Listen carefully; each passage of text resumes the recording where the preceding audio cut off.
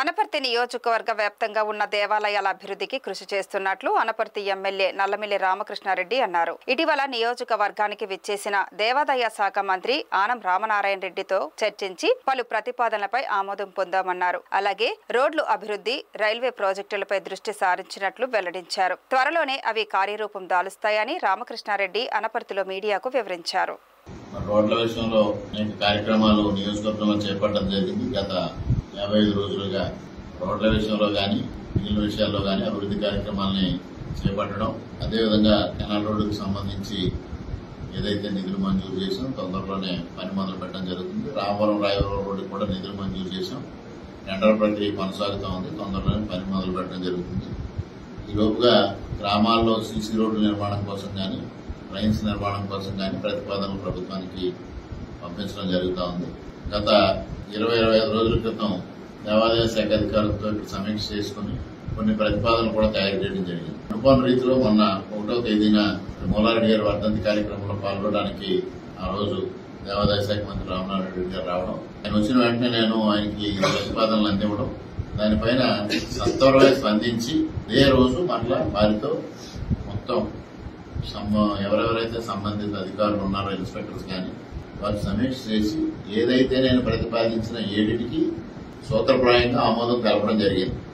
దానిలో అనపర్తి మండలం రామపురం గ్రామంలో రామలింగేశ్వర స్వామి దేవస్థానం పునర్నిర్మాణానికి 150 లక్షలు ఖర్చు అవుతా ఉంది. దానిలో 50 లక్షల రూపాయలు గ్రామస్తులు సీసీఎఫ్ కింద చెల్లించాలి. అదేవిధంగా బెక్కవోలు మండలం బెక్కవోలులో ప్రసిద్ధ శ్రీ లక్ష్మీ గణపతి ఆలయం 3 కోట్ల అంచనా రూపొందించారు.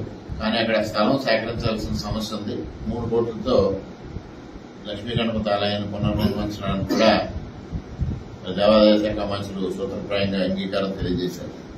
అదేవిధంగా రంగంపేట మండలం రంగంపేటలో ఉమారామలింగేశ్వర మరియు సుబ్రహ్మణ్యేశ్వర స్వామి ఆలయం పునర్నిర్మాణం కోసం 2 కోట్ల రూపాయలు అంచనా, ఏదైతే 7 గుడులకు సంబంధించి వివిధ రకాల పునర్నిర్మాణం కానీ అభివృద్ధి కార్యక్రమాలు కానీ చేపట్టాలని మంత్రి గారిని కోరాము. అన్నిటికీ వారు ఆమోదం తెలపడమే కాకుండా వెంటనే స్పష్టమైన ప్రతిపాదనలు పంపించడంతో పాటు సీజీఎఫ్ ఎవరెవరైతే ఏ గ్రామస్తులు అయితే ముందుకు వస్తారో వారి దగ్గర నుంచి అండర్టేకింగ్ లెటర్స్ తీసుకుని వెంటనే పంపిస్తారు. ఎంత త్వరగా వీలైతే అంత త్వరగా మంజూరు చేసి పనులు మొదలు పెట్టిస్తానని వారు స్పష్టమైన హామీ ఇచ్చారు. దానికి ముఖ్యంగా మంత్రి ఆనం రామనారాయణ రెడ్డి గారికి హృదయపూర్వకంగా కృతజ్ఞతలు తెలియజేసుకుంటా ఉన్నాను. విశాఖపట్నం వెళ్లే ట్రైన్స్ ఉదయం 10 గంటల తర్వాత ఏది హాల్ట్ లేకపోవడంతో విశాఖపట్నం వెళ్లే ప్రయాణికులు చాలా ఇబ్బందులు పడుతున్నారని ఇటీవల కాలంలో ఫైనాన్స్ వ్యాపారస్తులు నా దృష్టికి తీసుకురావడం జరిగింది. దాన్ని కూడా డీఆర్ఎం గారి దృష్టికి తీసుకెళ్లాం. ఇటీవల కాలంలో కొన్ని చోట్ల ట్రాక్ రిపేర్ జరుగుతున్నందువల్ల కొన్ని ట్రైన్స్ క్యాన్సిల్ చేశామని వారు చెప్పారు. అవి పునరుద్ధరించి ఆ సమస్యని పరిష్కారం చేస్తానని ఒక స్పష్టంగా డీఆర్ఎం గారు తెలియజేయడం జరిగింది. 3వది, ఇప్పుడు అమృత పథకంలో భాగంగా అనపర్తి రైల్వే స్టేషన్ అభివృద్ధి జరుగుతూ ఉంది.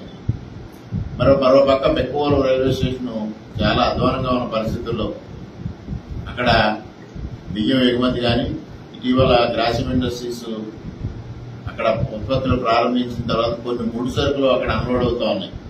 అటువంటి పరిస్థితుల్లో చుట్టుపక్కల రెసిడెంట్స్ కి చాలా ఇబ్బందికరమైన పరిస్థితి వస్తా ఉంది.